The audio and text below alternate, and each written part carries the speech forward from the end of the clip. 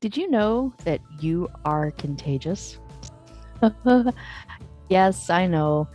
It doesn't sound good, but it's awesome.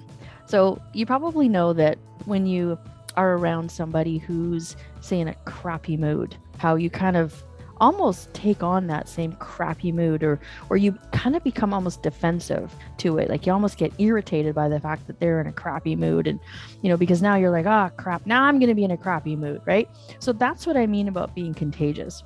And I used to run into this a lot because I am an empath. So I do pick up on like nonverbal cues. I pick up on energy. I feel people, right? I feel people. And so, I would walk into a room where somebody was having a bad day, and right away I would be like, oh, like I just want to protect myself from this. How do I protect myself from this?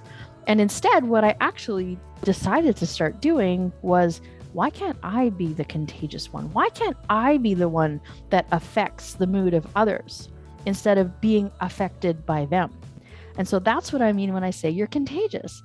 And you can become intentionally contagious. We can choose to show up in our life with the people in our lives as the happy one. As you can see, I am the bring the joy girl. And this was not a name I gave myself, right? Like this is something that, people said to me. I had somebody in my life call me this intentionally. She said, "Jess, you are the bring the joy girl." And I started to think about it. And I kind of liked that, of course, because what an amazing compliment. But then I started to notice it in other areas. So one of my coworkers who tends to not be a morning person, let's just say, and rolls into work with her coffee, and she's kind of a little grumpy to start the morning off. And, so I just kind of left her alone. I recognized this pattern in her. And, she said to me one day, not that long ago, she said, "Jess," she goes, "it's really great having you, in the office with me, because your joy, your happiness, your positivity rubs off on me."